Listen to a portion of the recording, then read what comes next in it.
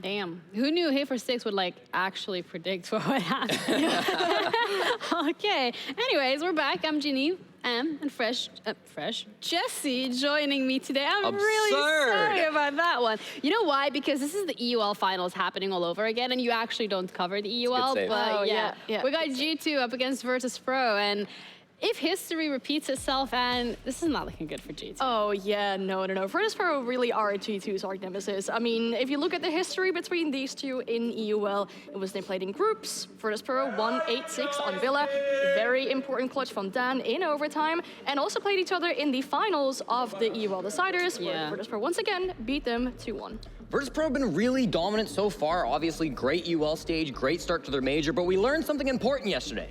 Absolutely. The bear can bleed. Finally losing a map against FaZe Clan 7-5 yesterday. That's why they're not in the playoffs yet. That's why they have to come here, play against the world champs to try to make it in for that second round into the playoffs, into the finals. So it's gonna be an exciting one. These two squads have battled against each other a lot, and now coming in against each other, a historic matchup in the second game here. Yeah.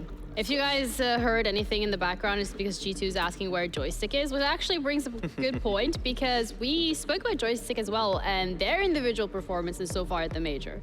Joystick is back in 2019, it seems like. While they had that whole time off, he went back to the olden days, found the old Joystick, and has brought him back. Joystick has been playing incredible, just like he did all those years ago. He's got a 1.4 average CGG rating, the highest of any player here at this tournament, averaging 1.23 KPR. He's been incredible throughout this journey. Even yesterday, when they lost to FaZe, the only positive player on that team. His consistency has been incredible, coming back in onto a top team once again, and has been so good to watch him play Siege. Yeah, well, another team that's been really lovely to see play Siege is G2. I think especially, I mean, yesterday against TL, Yeah, it was a pretty good game. Happy. And I mean, fair, you know, to G2, because they really had a good read of the situation that was happening in front of them. They had this Doki ban, which allowed them to play very solo, freely, roam, and the players of the side of Liquid were really struggling to take down these G2 players on the roam. They didn't know where they were. There's really good adaptability coming out from G2, where they have this awareness of what's happening in front of them, and yes, they've been beaten by Virtus.pro before, but they do also have these players on the side of G2 that can cover this up. Yeah, another game, another shot. Maybe third one is a charm. This time around, we're going to be heading to Kafe. That's where we're going to be taking it. Jesse, I see you're like, I mean, you guys can't see it because like the laptop is hiding it, but that's what he was doing. So I don't know, how would you call that? Like, well, this isn't, we've had two maps so far today, which there's really not a lot of odds, a lot of surprise maps. G2, no surprises here. They're going to a map they've played a lot. Kafe, 3-game win streak for them dating back to the grand finals of the 6th Invitational. They beat W7M, and then 2 wins this year over M&M Gaming. 7-0 in the regular EUL season, and then 2 days ago, 8-7. Here in the Swiss stage of Copenhagen. That means that there are recent VODs. Virtus.pro undoubtedly watching those games. It's going to be a test for G2, see how much has changed up in that time.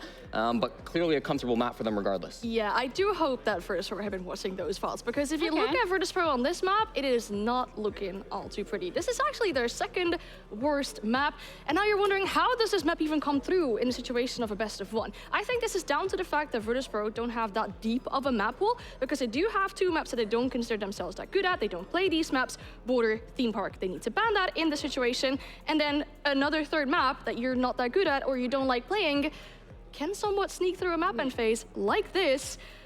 I'm very curious whether it was just an insta-ban or they've been hiding it. yeah, I mean, we have the VP Dow train over here, so we're gonna head over to our casters to see if they're on the same boat or not. Lynx and Blue, what train are you on today? We're from the Not From Europe train.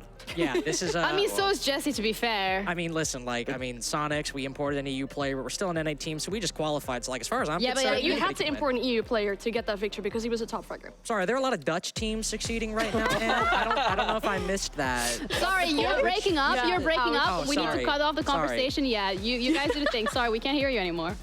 My bad. That's on me, I guess. All right, ladies and gentlemen, we're going to get ourselves ready here for the next matchup. I believe this is going to be our final best of 1 for the day before we shift over to those best of 3 matchups where the stakes get a little dodgier for our teams. But inside of this one, it's a good day for both teams. They both have an opportunity to qualify cleanly, and if they drop it, well, they still have one final match tomorrow in the 2-2 bracket. Let's see, though, who from the European League Finals is going to be moving forward? Will it be the world champs? Will it be the newly rebirthed Virtus.pro taking it instead here as we go to Kafe and immediately get ourselves into the bans as well. G2 has the first and final ban, including this one right here, as they're going to knock out Thatcher, and Virtus.pro has the next two coming up right now. Of course, Ann talked about the Doki ban on the desk earlier. We'll see the Thatcher come out first. Will Virtus.pro decide to take it from them? No. Instead, they will knock the Ying off the board for a team as structured as VP, especially on those defenses. Ying, something that might make you uncomfortable, cause you to make some plays you wouldn't otherwise. Yeah, you won't want that operator on the board. A zombie ban to follow up, very good operator on Kafe. I would expect the Mira ban to follow through just because of how strong she is on Kafe defense, but perhaps G2 will want to use her power as they start out on the defense. So as G2 has that final ban, do they keep it inside the triangle, try to go for something different? Nope, it's going to be inside the triangle here, like we said. Azami as well as Valkyrie and Solus have been our three most commonly banned operators, traditionally at least over the past month or so. And at the major. Here and on the defensive side, yep, and on the major overall, so that is going to stay in play. Our defensive ban side of this matchup, no echo ban or anything like that means he is in play. He's immediately going to get selected as well by G2, who of course had the defensive start here. And they're going to go for the kitchen site as well, so a perfect site to play him onto. It's all smiles and all giggles, apparently, for G2 as they get themselves into this one and look to try and take first slots in the playoffs here for Europe. Joker laughing at the player booth. I'm a little nervous, John. I mean, he's like, they've taken us to Kafe. Maybe Anna's right. Maybe they did sneak a map in over Virtus.pro. Listen, I'm not going to name names, but there have been some players on VP who have been very vocal about their distaste for a 9-map pool. I won't say who, but you know who they are. So maybe Anna's right. Maybe this is a map that VP aren't super comfortable on, but G2 have been able to fan out. I mean, they've got the coaching staff to do it. They've got Fabian, they've got Titan. We know they have some very good prep. And if they've boxed VP into a corner, they'll need to run up the rounds on these attacks if they want to get this one. All right, first round has begun. VP on the boards. Let's see how they try to clear things out against G2. I don't know, going for the scout there with the pulse in play to try and see if he can spot out any of the early advances being made up the repelled side, but unfortunately on the wrong side of the map right now. Like everyone else, pretty much, literally everyone from Virtus.pro is going to be working their way up through the bakery kind of half wall there instead, with one single player being the exception to that. Away from that though, just pre-positioning some of these drones as you can see them setting themselves up due to the fact that it is going to be that first floor site, and the fact that VP looking like they want to go for the vertical clear on this one. It is going to be some time before we get that first bit of action. VP want to make sure they don't make the initial mistake of taking too much back control early on and then trapping themselves inside the roam setup from G2 here. But already nicely laid out here from Joystick. Doki obliges the peek over by Red Stairs. That first kill of the game, it goes over to VP, Joystick specifically. Doki, one of the biggest performers on G2, not only well, at least at this tournament in some of these games, but also at SI and in the EUL. But when last time they played Kafe against M&M, it was all Benjamaster, but very poor performances from the rest of the team, Doki included. He still had some very good showings and a lot of big moments on that map, to be fair. But Kafe was a struggle and a game of attrition between G2 and M&M. And VP starting out so dominantly early on with that opening pick. Now they'll be able to move in through the rest of the map, clear out that third and that second floor, generally at their pace. And then their big worry needs to be the pulse and the 2 C4s down inside of the site. Of course, you got to make sure you worry about the echo. It could deny your plant later on in the round. But if you're going for some vertical destruction, like Pasha or Always, you got to watch those C4s. But the first one goes out, and it just might hit. It's almost there, but Always, he'll break open the ceiling, and G2 remain calm. Slow play still here from the rest of VP, even with that opening kill found for themselves. G2 also continuing to kind of hold back their remaining bits of aggression until the Pulse can figure out exactly how this is going to be played out, and they can point themselves in a counter direction against that. But for now, bring it down to that final minute of contention. We can see VP trying to double down on the top-down openings for themselves, both the Sledge and the Buck doing all that heavy lifting and just now finding the confidence to swing into Freezer itself. Shepard the first to commit himself to the inside of it. A lot of HP going to be lost on the side of G2, and now a player goes down as well. Always picks up the next frag. It's a whole flood working their way into the site, and G2 just not able to stop it from the looks of things. They've had to back away. They've had to respect it, and that means more than likely they'll have to allow the plant to go down onto the ground. Blur will try to move back in, retake some control for himself, but he's immediately doused by Joystick, leaving it all on Virtue, who already, unfortunately, his own comeuppance and trying to push back out to the inside of that kitchen breach. He'll be taken down outright by Dan when he tries to repeat it one final time. So it'll be a flawless start to the game here for VP. A flawless and very convincing start for VP on that attack, able to find Doki very early on, and then just convert that entry into success in the late round. This is VP's strength right here. You can get aggressive and get in their face on the defense, but VP always have a way of containing it, no matter how big that aggression gets. They've got the air jabs to lock down flanks. They've got the players and the gun skill to win 1v1 engagements. So if G2 are gonna roam, it's gonna have to be a little bit smarter and not just a run and gun style of play. And that might be indicated by shifting Doki, the opening pick in last round, from the Vigil to the Clash. The more direct method of confrontation is going to work out. G2 actually calling that was a little bit of a fluke as well.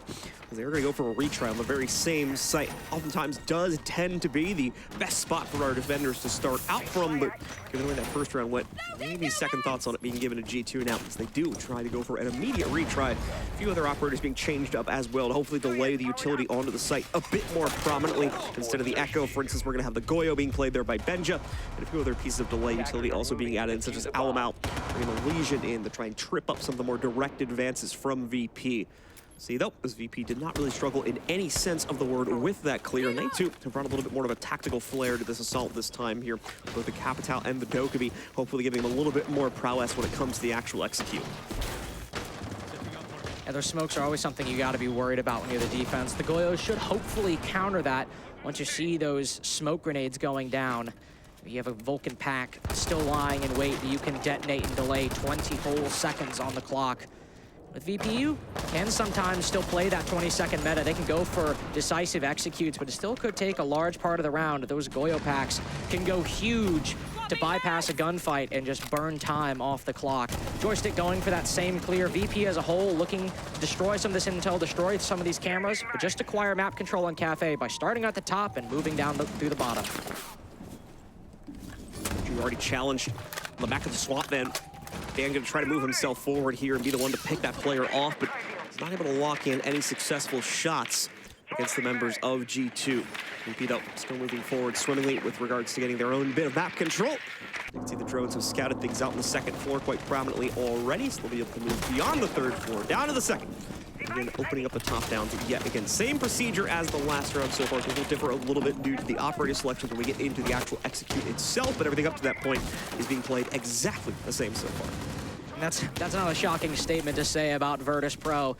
They know their formula, they know their game, and they play it to perfection, and that's what makes them so scary. But G2 have changed things, as you said. The lack of C4, the introduction of a clash, makes the forward denial once VP go for an execute a lot more difficult. There's still that shield bottom white as well, and still 2 toxic canisters out of 3. Starting to throw them down and starting to pop these Goyo canisters. So at about 1 minute and 10 seconds left, G2 have started burning out the time, but there's only a finite amount of utility. That Clash can and could do a lot of work, but with this Firebolt, if they throw it in the corner and have the intel, Doki will have to move, or he might lose a lot of HP. The drone continues to sweep through and gets even more of a semblance of intel in terms of what is going on. Doki, with no clean way to get himself out of there, is dropped to a sliver of HP, but more importantly, he survives, keeps himself in the fray. First kill finally goes over to VP as they catch Alamau rotating down Whiskey Stairs. Doki still blocking off the path forward, unfortunately, with this position on the inside, and now opening up a window for Blur to push from VIP side. Thankfully, that low HP finally comes back to bite Doki.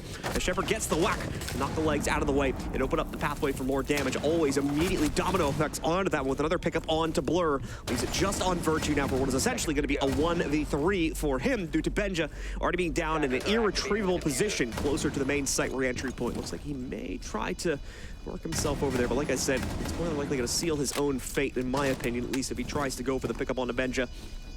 We'll see if he can potentially reckon it at the end of the day. VP was still 2 players on the top downs. In fact, all 3, it looks like, now playing onto those top down positions as well. They've been able to fall completely back, re-rotate themselves up through the white stairs. And as a result of that, I'll correct myself, Benja is actually retrievable at the end of the day, but that doesn't mean it's winnable, as Benja is immediately knocked out yet again, this time by Always. Virtue now alone here inside of the 1v3, trying to play it out, but the time is already up, unfortunately. Even if he was able to work himself back onto that one, he was unfortunately too late to the party, and VP was going to win it anyway. Coming clear at this point, at least when it comes to their attacks. This is not a map that caught VP entirely off guard. They are more than prepared, recovering from a loss in the regular season of EUL, the BDS, all the way to the Copenhagen Major. Their attacks look clean, their adaptation's solid. The Capitão to deny that clash playing inside or outside of that dining hatch drop, I mean, it's perfect. Doki low HP, and that allows Shepard to move in later on. And they sure didn't have a direct answer to that white stairs position in terms of utility, but if you're just gonna dome the smoke, a couple bullets will do the job of maybe multiple grenades and flashbangs, and that's what VP relied on, and it worked. So with the bottom floor not working out for G2 2 times in a row now, there's an immediate shift away from that one going all the way to the other extremity, up on the 3rd floor. Can't work it out when you have to play the entire map. Well, let's limit it pretty much to just one single floor. That's going to be the new strategy from G2 here, and immediately you see quite a bit of that traditional prone presence coming out too.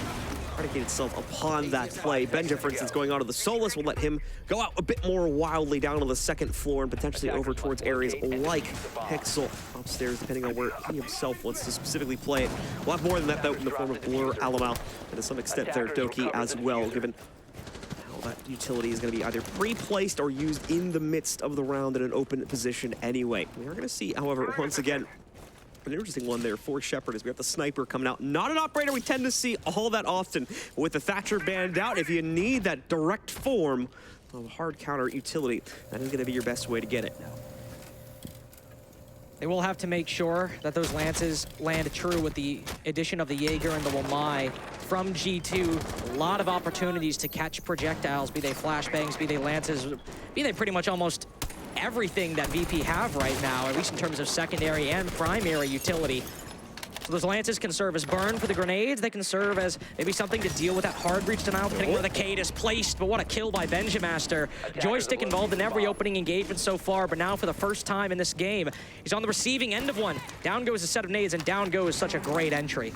Hard counter comes in there from Benja, nicely played. A great moment of opportunity, too, as I believe he caught Joystick on cam. So just some unfortunate timing for Joystick as he was overwatching for one of his teammates and has to pay the ultimate price for it. We're going to see still some quick pacing coming out from VP in terms of setting themselves up to begin taking the map control in areas like Cigar.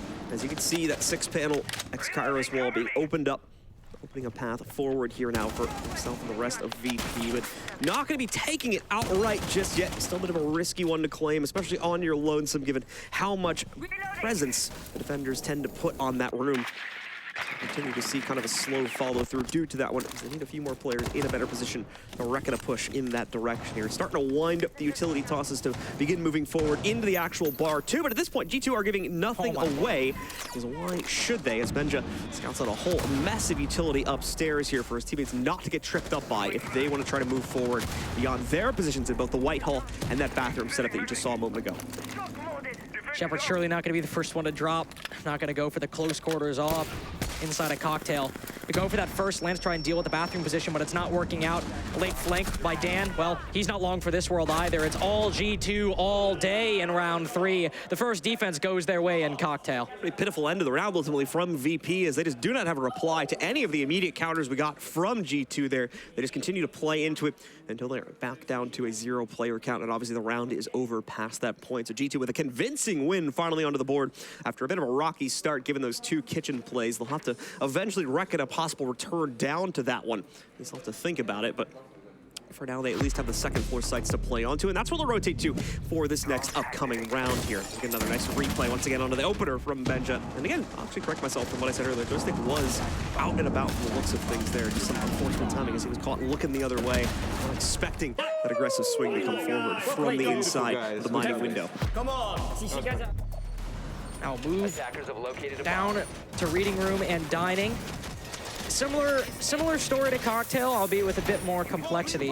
Of course, you will defend that top floor for a good majority of the round, but you have that additional layer of the 2nd floor and also an additional option. Really from cocktail, sometimes we'll see teams go for that cocktail take, but it's really fallen out of favor over the past year or two. So the main take that they'll do is they'll go on the stage rappel and they'll basically do what VP did, which is moving from Cigar, moving from stage, and try to get some kills that way and get it execute that way. This time, they'll start over there, but there is another option. They could move up the red stairs and try to get an execute inside of dining, using train and stage, not necessarily as full control, but as holding angles and waiting for the defense, in this case G2, to peek.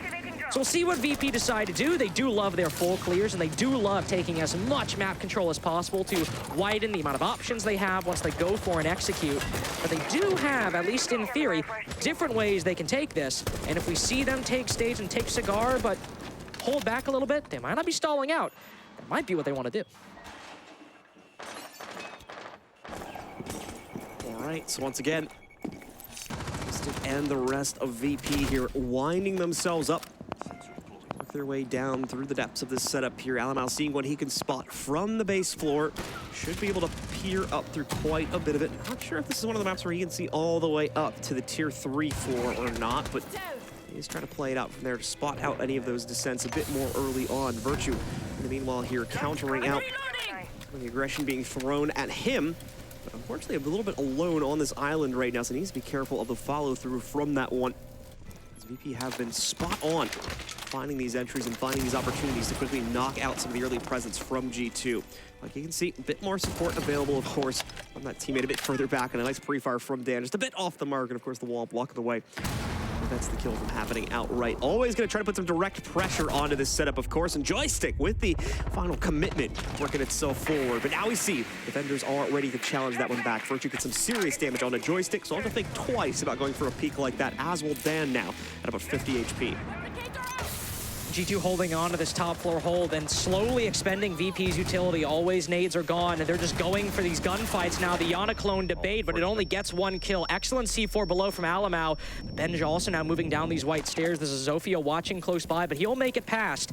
And yet G2 remain. Blur holding bathroom, and now with Joystick down, if Blur gets this kill, this round's pretty much done. Immediate stop on the momentum there with that counter to the initial pick from VP here. Time starting to get very low, and VP still have not made any serious progress on map control due to Blur continuing to maintain this position on the inside of the bathroom. Doki strikes again, as does Blur, and now this should be a pretty easy second pickup for Blur, and there we go.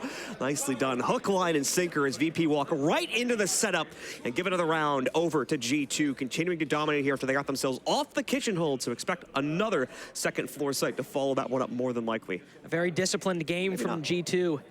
They are holding on to these positions as long as they can. And even though Virtue is holding aggressive angles, he's not getting aggressive beyond his position in the strat. He's supposed to play Freezer. He's supposed to contest that Cigar angle with the DMR, but he's not supposed to do any more than that in the round. So he'll put some damage onto Joystick, and because of the Rooney gates and the ADSs, they can't just go from Skylight and nade him immediately.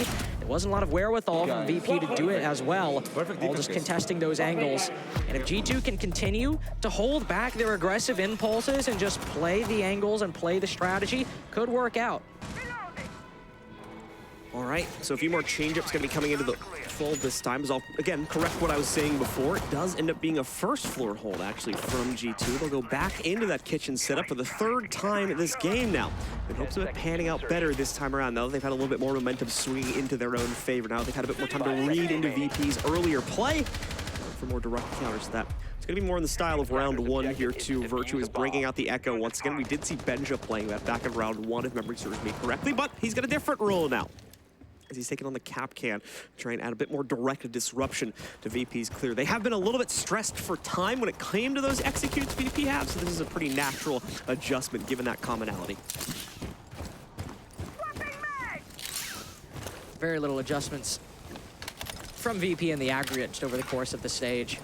Consistency and success, but also consistency in what they desire to do. These C4s have proven to be more and more effective as the defense has gone on for G2, though, not having a lot of success in that first kitchen round. They get a kill in the second one, kill in the round we just saw.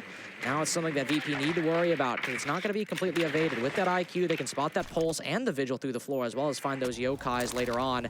But if they also take a long time to get to the execute, which they tend to do as a team, and tended to on kitchen as well, those EDDs will need to be looked out for on those many doorways. Minute in, and John, color me shocked. Joystick on Doki has made his way into Cigar.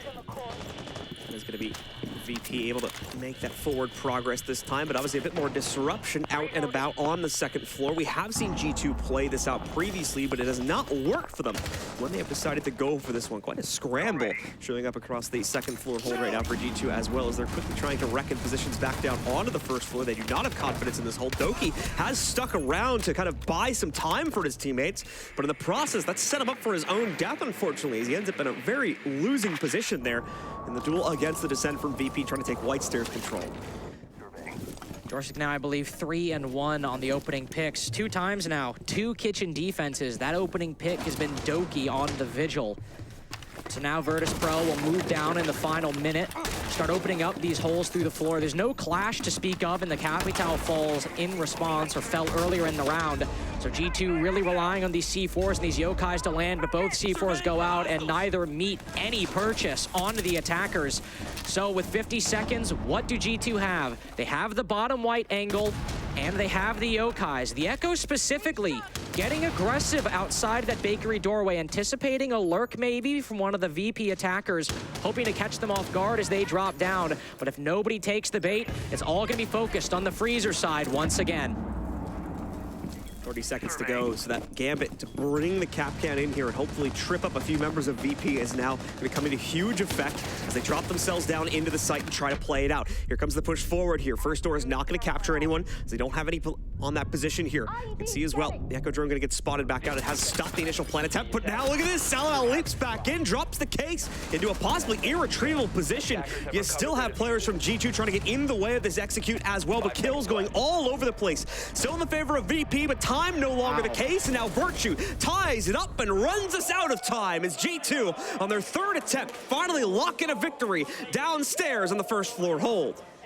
Very interesting turn of events. VP had their setup. They had the execute they wanted to go for. They don't really push that bottom white shield. They send 2 players to drop the hatch, tuck in the corner, and if the White Stairs player gets aggressive, you have someone on the stairs to make sure he can't just run up on you. And they had players up above as well to make sure that nobody could just straight up run and kill the guy with the diffuser as he moves into plant. But G2 frankly did not care. They did not care. They sent Alamao in, gets the diffuser. VP sent another guy in. They send Virtue to sprint at him with the MP5 and take down that guy. G2 said, okay, you have your setup.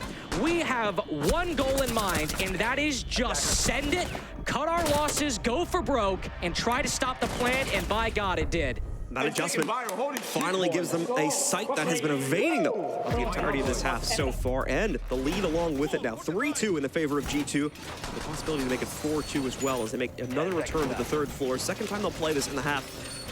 Back to it as their first adjustment away from the initial losses on the kitchen site. Was able to lock it in pretty much immediately. VP did not have an answer to the site execute the last time they went for it. There's going to need to be another big adjustment for them. We are going to see that in terms of the operator selection at least. The EE1D, interestingly enough, is going to come out from Pasha to try and capture some of that second floor movement more than likely that's been going on, and then got at least the first kill from G2 back on the last time this site was attempted. It also helped to find Benjamaster on that Solus. Still a lot of utility you got to worry about if you're Virtus.pro, of course. You've got those 4 sets of nades. You've got to meet those Jaegers and Wamais. They really didn't have a lot of focus. VP seemed, oddly enough, stuck at the doorway moving into this site, and G2 have correctly realized that they don't need to make many changes. Hopefully we'll see a bit more encouragement from VP to get Benjamaster down below. They are not a team that often just forgets things or forgets part of their checklist. With Joystick dying early on to Benja last time, I have to see we'll see a bit more activity or a bit more cognizance of his presence. It's all focused on the top floor, though. Instead of trying to clear out the roamer down inside of mining, they're focusing on these power positions, specifically dealing with Virtue as a smoke goes through to burn the magnets. A C4 flies in turn, but Shepard's still alive, and that means he can clear out this bathroom position with 1 clean firebolt. It's going to be Pasha to strike back against that, though, on a different part of the map as Alamao is found out playing onto the Jaeger. He'll be eliminated first this time, so a much better start to things for VP. How will they clear out the interior site setup, though, as that's what evaded them on the previous round. The roam gate might be failing here for G2, at least to start things out, but the site setup is holding for the time being. Will it stay that way, though? That is the big follow-up question. As of course, the damage is being done quite nicely for a few members of this VP squad, such as Shepard and Joystick, who tried to pressure the bar area a few seconds prior. VP has been able to move into VIP at least, or Cigar rather, and take some control for themselves on the upstairs Christmas area. A lot more still needs to be claimed, and thankfully, a good amount of time still in the bank to do it. We're only just now approaching that 1 minute mark, and you can see once again, nicely done there with the electrical trick. So that is going to keep the kitchen wall set up alive. Nades being thrown in that direction too, just none of it landing here. Excuse me, that is going to continue to maintain the spot for Virtue. That's the issue that VP are facing. All that utility, the Capital bolts, now the grenades and the Hibana pellets are failing to clear out this Cade mirror window setup, and G2 are starting to fight back. Blur's got a big kill on a joystick, and as long as Virtue can sit in this position, VP will just have to take a 50-50 gunfight if they want any hope at acquiring Whitehall, and then guess what? There's still Doki on pallets. VP are stuck at the door. 30 seconds to go here. VP have gone completely quiet, hoping for an overpeak on G2. They're not going to give it to you. They're way too restrained at this point of a team to do that. Oh, a missed opportunity, though, for the members of G2, but they are going to be able to get it back. As Pasha gets knocked out, revenge for that opening kill, and now Benja finishes off and already downed Always as well. Take him out of the play. Dan, though, finally given a moment of opportunity, trades it back against Blur to be able to knock him down. Doki, he restores the advantage for G2. And last member alive is still on repel by Cocktail, so that's an easy shutdown as well. G2 lock in the advantage after they drop the first 2 rounds. It's 4 straight for them to give them a 2-round advantage at halftime. Able to recover that one kitchen bomb site and then just replay their game on the other 3. Beautiful work by G2 on that defensive half, though we end up with what historically is sometimes considered traditional on Kafe. Now it's VP's turn to switch to their defenses again. Last time we saw VP play this map, it was a very dominant loss to BDS inside of the EUL. They'll have to really fight back on their defenses to try and keep their dreams at the main stage at least alive and confirmed at the end of the day. VP at least gets a little bit more control over the situation now going on to the defensive side, so hopefully they can slow the pacing down from G2. Again, this is a pretty multifaceted map that requires a lot of coordination between your teammates. So G2, if they're able to find a way to pierce past 1 or 2 of them, that can cause a domino effect onto the rest of the setup, as we have often seen here, especially in those initial setups from G2, and they were on that side just a few rounds back. With VP taking the immediate choice to go upstairs to the top floor hold for themselves, not wanting to take the same risks as G2 by going onto the first floor holding, though that generally is a pretty safe bet for the defense. They feel that this 3rd floor hold is going to be a little bit safer for themselves. Let's see if they're right about it.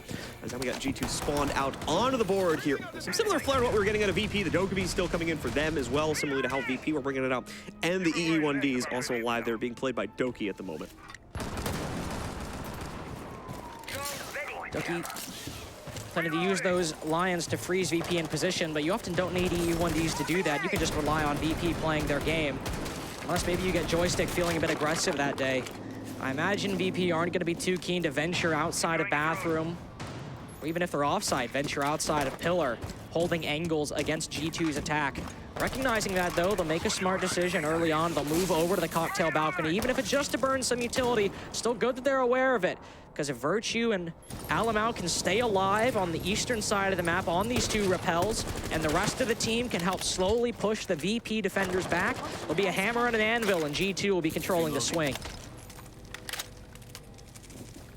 1 minute gone, and it's relatively quiet on the map from G2. Not taking a risk on anything just yet, but the phone call is in, and so is Benja on the 2nd floor, taking some control for himself. Joystick is not, I don't believe anyway, had the opportunity to cancel the phone call for himself just yet. Nade is gone. It'll blind out Always. That damage is coming from the nade right there as well. It's a nice combination, just not able to get him close enough to the nade to outright take him down. Only have that about half or so HP to discount instead. Masha, so a very adventurous position for this late portion of the round, and moved all the way forward. And Benja is given a treat there. Always peeks out onto new defender balcony. Was able to pop down Always, finishing off the damage from before. He is in a somewhat safe position, however, so there's a possibility still for VP to fall back and potentially reconcile him to still keep him in the fight at a later portion of this round. Virtue's watching. He's got the guy in freezer cut off. There's still Joystick down below, and Benja lurking, trying to find him. Indeed, he does. That's technically the first pick, but it's also technically a 5v3.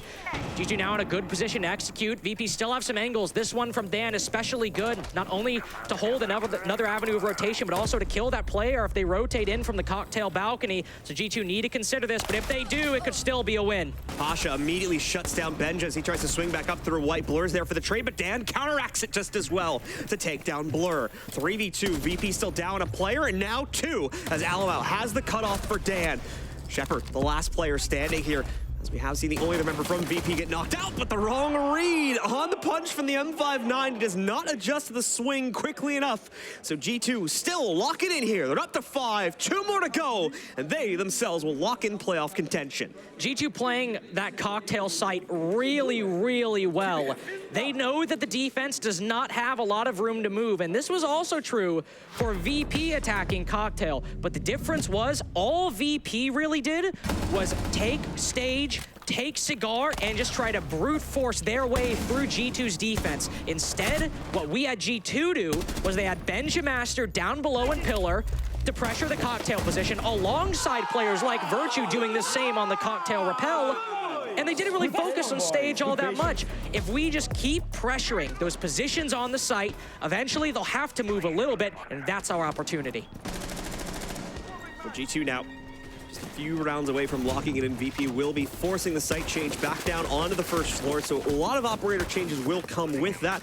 That means G2 are also going to be switching up quite a bit on their own regard as well. Alamau brings in the glass here, so expect heavy smoke setups to be a big part of this execute to try and counteract any of the more aggressive swings we could get from VP on the inside of the site. It's only the 2 smokes from Alamau himself, though. Nothing else actually built up behind that. So that will limit his own personal potential just a little bit, but assuming he's able to set himself up well enough on the outside of Bakery or another 3-plant position, it's still going to leave him as a very powerful foe to VP, trying to make any moves themselves when it comes to the big team fight. Blur with that Buck using some of his skeleton key to open up bottom white. We didn't really see VP care that much about the deployable shield. They really just held a passive angle on it, made sure that the smoke couldn't run up onto Freezer with a shotgun or SMG-11. And beyond that, they were fine to just send a couple players through the hatches and dodge it. G2 seem to be applying a little bit more focus. They've opened up a similar hole to cut off that rotation, but this one much more aggressive than a passive one on white. So as always, moves down the stairs, who have to deal with Blur holding that angle. He just might have made it past. Still has a gunfight going his way, but he takes the chance a little too many times. And now with Always down, you see Benja lurking over by VIP. VP gotta be wary of this because G2 are setting up a pinch. They're going for a very quick one, too. Only down 1 minute in the round, but you can see the amount of advanced positioning they've already been able to maintain for themselves. VIP is under pressure down on the first floor. Pasha trying to assist with this one on top of the whiskey bar to counter out the window hop in. Not just a bait from G2, they really only wanted to pop the window open, fall back, get on their drone. You can see Benj is the one that accomplished that. The rest of the team already working on dining room positioning as well. So very, very fast clear going on so far here from G2. No sign of it slowing down as well. VP need to find a way to hop out and get involved here. Otherwise, they're not going to have much map control to play off of relatively soon. As Dan, more than likely going to be the next target. You can already see that. Dan, indeed, found out by Benja, taken down by him, too. Already one has been isolated. Oh, beautifully done by Alamau. The silenced walk in here from the glass rifle to pop off Pasha and make it a 5v3 plant situation. You're going to be 4v2, obviously, with Joystick's response there. The Echo Dream moving in, but he's got the wrong position to try and counter the plant there. So an unfortunate slight mistake cost him too much time to drop it, move it, and put it back up again. And that would have been the last real hope for VP to potentially save this round. It's going to be tough to retake from a 2v4 here with the remaining 2 members on VP, but they're still going to try for it, of course, as Shepard and Joystick are left alone here with about 20 seconds left to get themselves onto the case. Shepard going for the immediate prep kitchen retake. Don't be taking any chances with the top rotate, and they completely misread that Virtue is already up here on the inside of the fireplace as well. He gets the immediate shutdown against Joystick. Shepard, as you can see, has pretty much resigned himself to it, just going for some stat pad kills at this point. Nothing he can do, and time is now up. This round is going into G2's hands, and one more way will qualify them for the playoffs. G2 might hate best of ones, but they're certainly performing and showing up today. 6-2. Flawless on their Kafe attack so far, at least in terms of victories, not necessarily the actual players left alive at the end of the round. And just another really, really solid attack. They know that VP love their power positions. They love holding those spots like bottom white stairs and translate it from other maps that VP do like and perform very well on. So they just put as much pressure as they can on bottom white, just as they put as much pressure as they could on Cocktail 2 rounds ago now. And eventually it breaks. They're able to kill Always as he rotates back and kill Dan as he sits behind that shield. And once they have that, they can send Benja in, they can send Blur in, they can move in for a plant and play man advantage. And if they can do that on reading and clear out that Cocktail while getting a 4v3 or a 5v3, this might be a 7-2, which I don't think anybody expected. this much of a dominating scoreline, that's for certain. But G2 is very much in pole position to take it that way right now, unless we see a major response finally show up from VP. The early round impact has not been made. The late round setups are falling to pieces. Everything is going against the way of Virtus.pro right now. This is not what you wanted to have happening, especially when you already started down 2-4.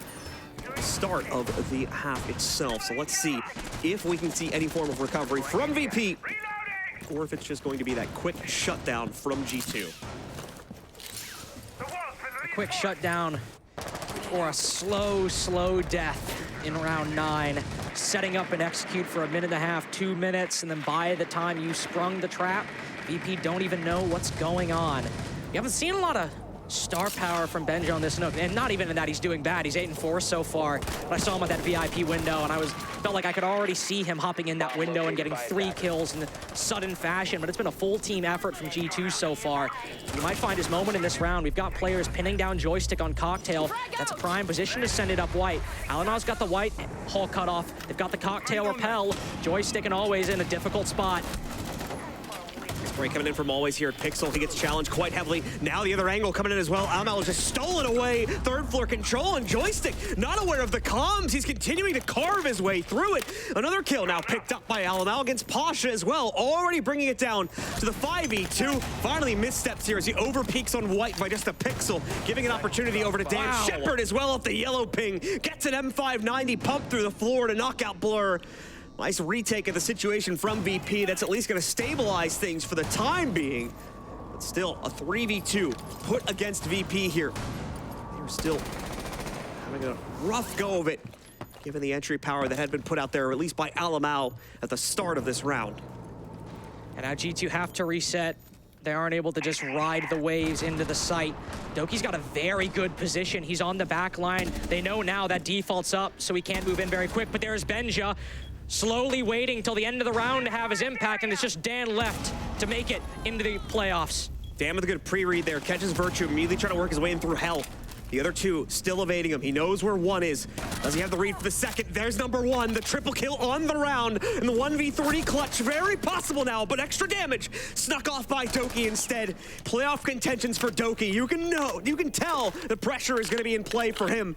Trying to pop up another rotate wall here as well, but finds the angle instead to close it down. That's going to be G2 moving on to our final playoff bracket, as they force VP into a final best-of-3 play. We're gonna go to a short break, ladies and gentlemen. When we come back, your desk will be waiting to break this game down.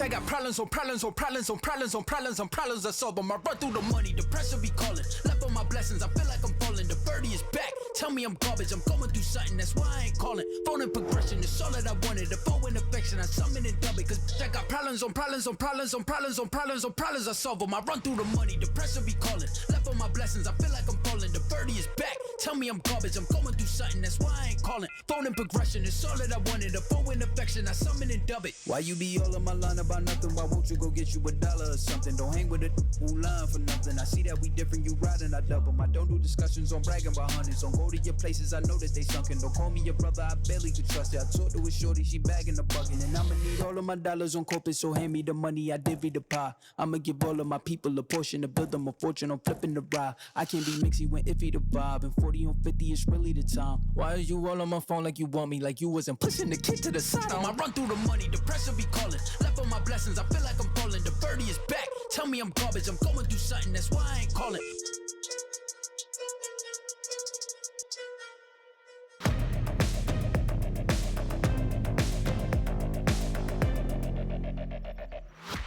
Welcome back. We have Doki for the interview, the man himself who clutched out that final round. So how was that? How was the feeling after that one? That was a good match. Like, I think we did the right preparation this time for it, and everything just actually worked this time compared to the last 2 times we played them. So about time we played them, and it was a good match. So very happy. Third time's the charm. So what was the main difference between the last 2 times and this one coming into it? Well, first time we played them, I went like 4-13, so I played really bad. So it was like, and the match was really close. It was like 8-6. So I think if I played a little bit better, we would have won that game. And then second time in the best of 3, like it was the one that we played like with some bad circumstances. So like I think it was just a tiring match for both teams. So like it was a bit difficult. But today I think we were really prepared, and we didn't mess up the map bans and stuff this time. So we played them on a good map. Yeah, you ended up going to Kafe, which is a good map indeed for yourselves. Yep. The mental coming into this one as well, because you are coming in off of the back of 2 losses against VP, but then what was that like, sitting down on your computer? Because I heard you guys shouting, like, joystick, where are you? So, you know. I think like we respect VP because they're like one of the best teams in Europe, or even the best teams in the world, and especially on LAN, like they've always came like really far, you know.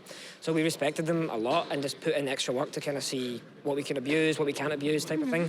But the main difference I would say is just, I don't know, we just played a right game plan for once, against them, it worked. So what was the biggest learning experience then in terms of being here for phase 2 and now you're going to phase 3? You've had the best of 1, so pretty easy cruise. I mean, we don't really like best of 1s, like we prefer best of 3s. Okay. So I think we're going into a more comfortable place for us now. So I think teams are starting to realise that we're looking scary, because against SSG we looked really bad, but that was a fluke. That was just a warm-up game. So it happens. Yeah, it happens. But now we're good to go. So yeah. All Looking right. forward to the main stage. Are you looking forward to getting maybe 2 back-to-back titles? Well, that is the plan, right? Like, no one's ever got 2 back-to-back titles apart from our coach, wherever he is.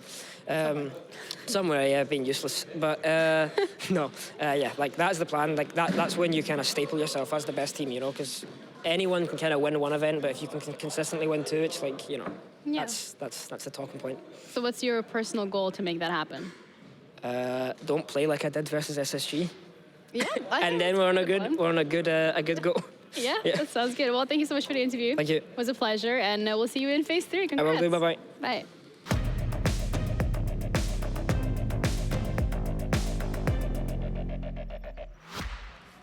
That was such a quick switcheroo. This is like broadcast magic. We're making it happen, but so did G2. They made the third one, was a charm. Yeah. We came into this saying, we're not too sure. They haven't had the best performances, but Exactly. Third time's a charm. They cracked the code, and we did love to talk about this in EUL. Like, you know, Virtus.pro is so difficult to play against. What team is finally going to crack the code? How will teams learn to play against Virtus.pro? And I feel like G2 did that today. We complimented them yesterday on their good awareness of the situations that we're playing against Liquid, and today it kind of felt like the same. They realized what was needed to win this matchup, and I like the perseverance of them bringing out Kitchen so many times, because it is the bomb side on this map that requires you to clear the most of the roaming, and, you know, Virtus.pro being slow, it kind of plays into that for G2. It took them 3 times to win the bomb site, but, you know, the perseverance, it finally happened, and then on their own attacks as well, they really set the game here. it seems to be a theme, like 3 times. Yeah? Then it works. There's the charm. Listen, G2 very happy with this. Of course, they're moving on to playoffs. I really did think they played well. Obviously, 7 in a row to close this one out against VP. Tough there for the new squad of Virtus.pro, but still, I mean, this was a game I think they can learn from, right? A lot of those attacking rounds or defensive, attacking rounds, I really do think they could have been getting a little bit more active, tried a different angle of attack. It felt like they were doing kind of similar pushes, top down, time and time again. They weren't finding very much success with that at all. So it always felt like that was going to be a struggle for them. G2, I think, did a great job, even if they were retreating, even if they were falling back from a position or two. You're getting there, you're fighting. You're not always winning those fights. We saw the first couple of rounds, even later on in that last kitchen defense, you know, you lose the opening pick. Sometimes joystick's beating you there, but you're still challenging them. You're still putting that pressure on, and you're making sure that you at least slow them down. Yeah, it's good that you mentioned those opening kills, because Virtus.pro, prior to yesterday, had 100% entry rate from their openings, but now they're kind of slacking on that, as G2 seem to be picking up on their own recovery rate. Yeah, Virtus.pro maybe had the better hand of getting those entries in this game, but G2, time and time again, were able to come back even from a man deficit. Yeah, we heard it from Doki as well, saying that now they are in the shape that they want to be in, at least. The game against SSG might not have been the best showing of their potential. So the question remains here, is it more G2 stepping up, or is it Virtus.pro slacking off a little bit, having won 2 games already back-to-back, getting a little too comfortable?